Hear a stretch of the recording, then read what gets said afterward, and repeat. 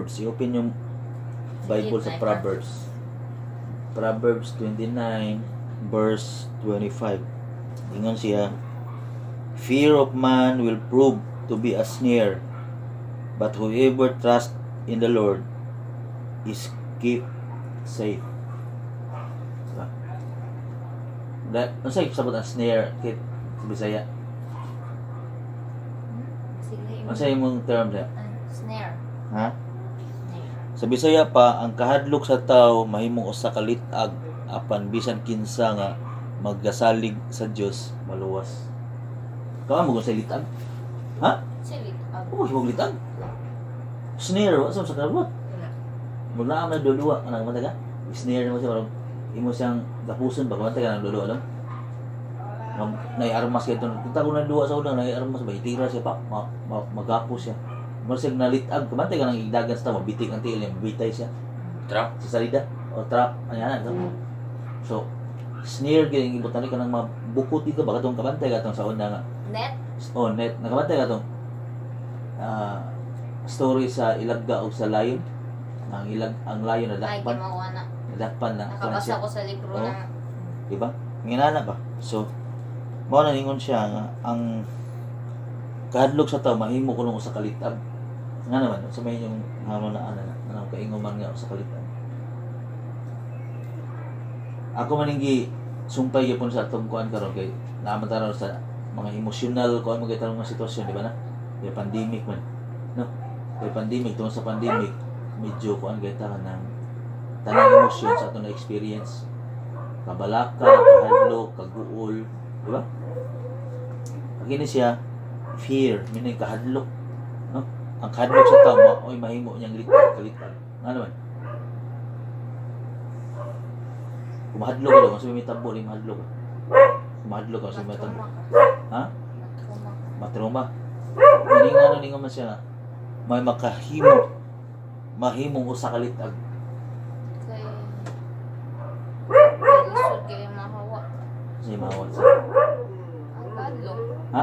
Lisod kayo mahawa. Niya malitag na ka. Ha? Ningon ang Ginoo kani sa sabot ano niya. Ikaw tungod sa imong kahadlok, emotionally driven na kay ka ba, di ba? Hadlok kay ko basig wa mi makaon sa sunod na adlaw o mahadlok ko nga unsay may tabo na mo. So may mo sang litag maghimo kag dautan. Murag mao na lang way ba, di ba? Hadlok to sa imong kahadlok, magbuhat ka na ng dautan. May ingon. Labi na gid kung magmaluyahon ka sa pagduol sa Ginoo, dili ka sigsampit niya. So, kung na mga butang matintal yuga. Example, uy, ibaw mo ko trabaho, wa ko ani butanga. Basta makapunit ko sa kabaga kwarta. Litag na dito na makita nila magpakasa na inoon ka. Di ba? Di na nimo matagag kalipay ang Ginoo sa imong pagabuhaton. Mapakita nimo niya kamaog itong huwat ba. Mo nang ingon niya nga mahimo sa kalitag sa tao kay makahunahon na ang pagdautan. No? So si mong kahadlok, kabalaka, example, wala yung pagkaon sa adlaw niya karon. Nakita ka na hug. Di ba? Si buhat na may kayo, nakita ka na hug. Isuli sa tag-iya. Inyagway tag-iya, sabi mo. Ay, at sa tas pulis na kung tas tag-iya. Ha? Ato kas polis? Basta Sigurado patay ka? ng pag-iya. Punito ni mo niya maghuwat ka kung naay mo balik. Niya? Namingon, kita ka. Niya, hatag yan mo dito. Di, naman na nung. Huwag na akong, ado ka sa CCTV. Oo na, yung gingon. Muwa na dyan. Mga nagingon sa Ginoo nga.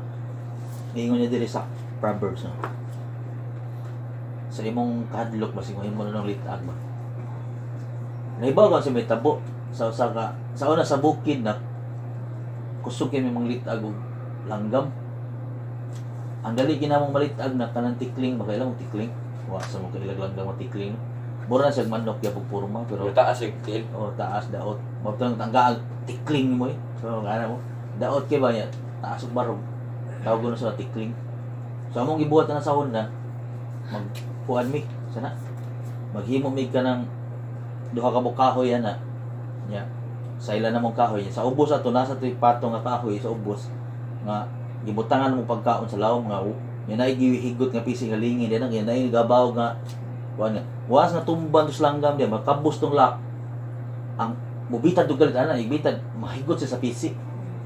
So nakakuha gid mga langgam sa kuno. So usay maluoy ang langgam kay ari sa liog ang mabitik. Ang uban tiil, ang uban pako. Unsa ti maabtag ana ba? Bitag. Ang uban maghuhaw, Say how? Katuloy din sa Iguana ba? picture. iwan na kanang murag Murag tuko mo daw. dako pero makaon siya sa bukid kanuna na mo. How? Katong namatay ari. Wala diri tuko sa balay man to. Ah, Pero katong ipada picture niya ba nga dako isa murag iguana. okay ka. So yun na ba? So mao ni tambunak nga mao na yung litab. So ingon sila nga base niya masilaw ka ato pares lang ka ba o sa mananapa. Uy pagkaon. Matrap na nun. Kita mo itong kita to sa video nga ilagga nga nasod sa galon. Di ba? Nagdaghan. O nga igsud nila kabhog sa dinas na kabalik. Nalitag na sa tungod sa pagkaon nga nakita. Sumao sa ni may tabo. Ang litag nga pala samot ang litag. Basig tungod sa imong kahadlok nakakita og temporary solution sa imong kahadlok. Mao na nun to imong panon. Yan hadlok kaway kwarta yan hadlok bay. Magligi at siya buhay. Ako kay kwan. Pagkadahaton nimo nakita 2,000 o 1,000, di ba? Kano lang inana ba no? Makauna na nung kagdaotan noon. Mao lang imong Ginoo nga ang tao, ang kahadlok sa tao mo'y maghatag ganiya og may mong litag na nun niya. Mao lang pagabantayan kuno gid. Nga dili ka malitag kung unsay makita mo diha. Kundi focus lang gyapon ka sa Ginoo. Kaya ang Ginoo man sa mga nga pasagdan ka namo. Kung may nga ako, nagsali ka sa Ginoo, nituo ka na exist siya, nituo ka na naa siya, tabangan di ka sa Ginoo, di ka niya pasagdan. Ningon sa siya nga, apan si kinsa tong nagasalig niya, maluwas. Ningon niya.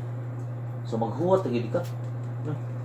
Di sad ni sari wa kay buhaton, pero mag-wait ka sa iyang mga desisyon, buhatos Ginoo.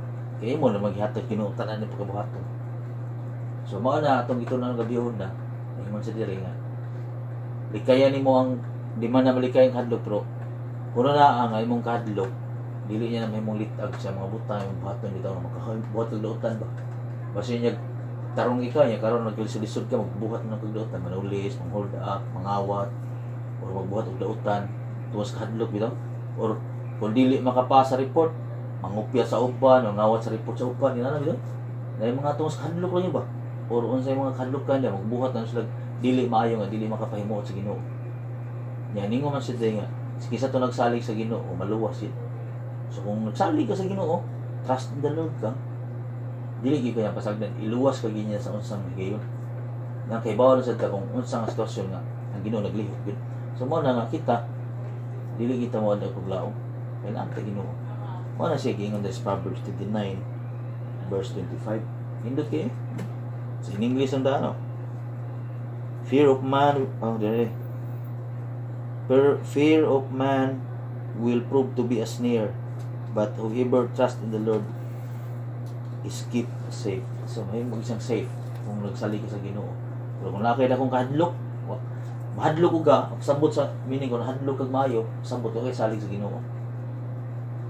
Ang fear, disappointment, o kabalaka, mao na siya mga sinyalis nga okay salig sa Ginoo. Kung basahan yung Bible, nag-ingon sa dito, kanang utang nga, nabalaka ka, nahadlok, kung sa may nakahasol nimo, nagpagita na siya nga, wa kay pagsalig sa Ginoo. Yeah.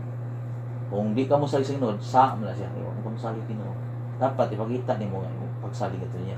Iningon man siya, base kay imong kahadlok, mao na noy mahimong usa ka litag ang makahimo kag dautan. Kaya ang tao na nagasalig niya, paluwas na dito.